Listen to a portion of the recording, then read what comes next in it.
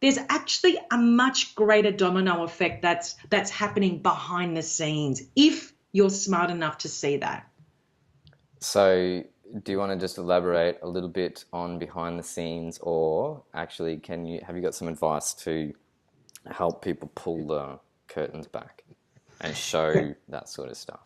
Because I this think, is a big issue, right? Because advertising and the whole digital landscape has become this soulless, yeah, weird place. Which, like, just between me and you, Mary, this is great for us because yeah, we get yes, it. Which means yeah, like it's all cut through. Like it's just yes, like just blazing the way while everyone else is stuffing about saying, "Can you download my free thing?" and I'll take your email address and send you a million emails as if this is supposed to convert you.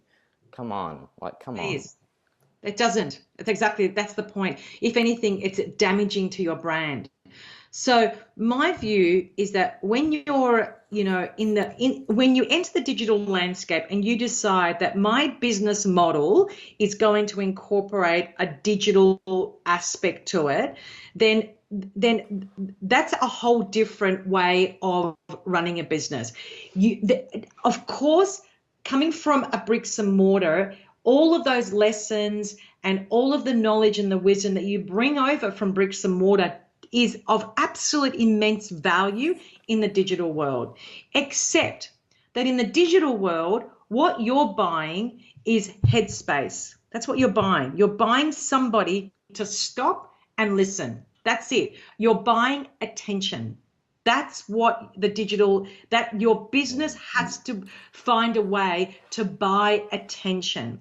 So when you buy attention, it means that you have to give something that's going to be more than a lead magnet and 72,000 emails. Or worse than that, a lot of the gurus, start screaming, at you as if they were Tony Robbins reincarnated, which I find ridiculous.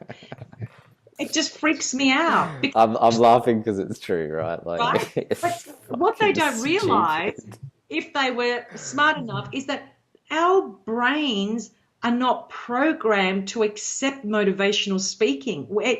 When our brain starts to hear that da, da, da, that noise coming at us, that motivational screaming, our brain thinks that we're in massive danger. So it shuts down. It just wants to run away. So so the point being is this: you're not screaming at people. You're actually showing people how you can genuinely help them through content bites. That's my theory. I don't really do the whole email thing because my customer base are on LinkedIn day in, day out. I know where they hang out. I know that every person that I meet with, their opening line is, Mary, every time I turn LinkedIn on, there you are. Yeah. You're the first person I see in the morning. And I love that because I'm thinking my content's working. My content's working. These people may not respond, they may not say anything, but I know that they're seeing me and they're listening to me because, as Richard said yesterday, he said, I don't play the volume on your video, I just read the captions. That's enough for me.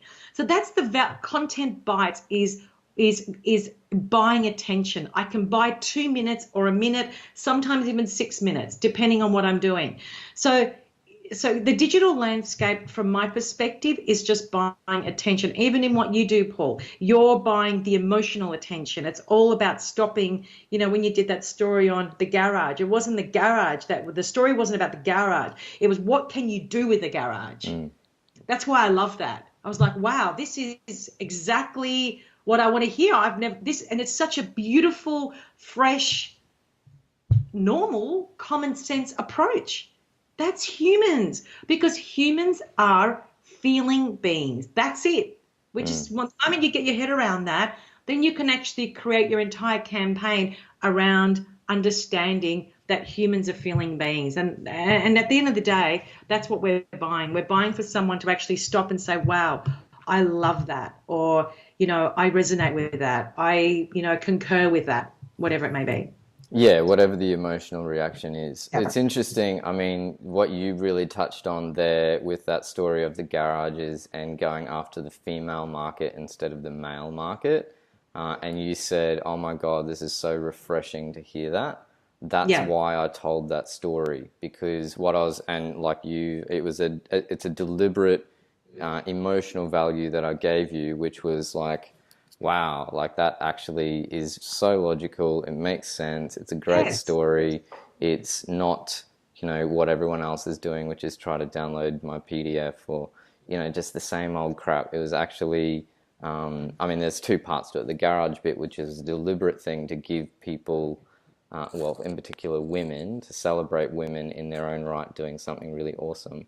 And then Yeah. that story is to say, you know, don't do what everyone else is doing. Like come up with Yeah. something and to really concentrate on that emotional value there. So yeah, that's where it's at.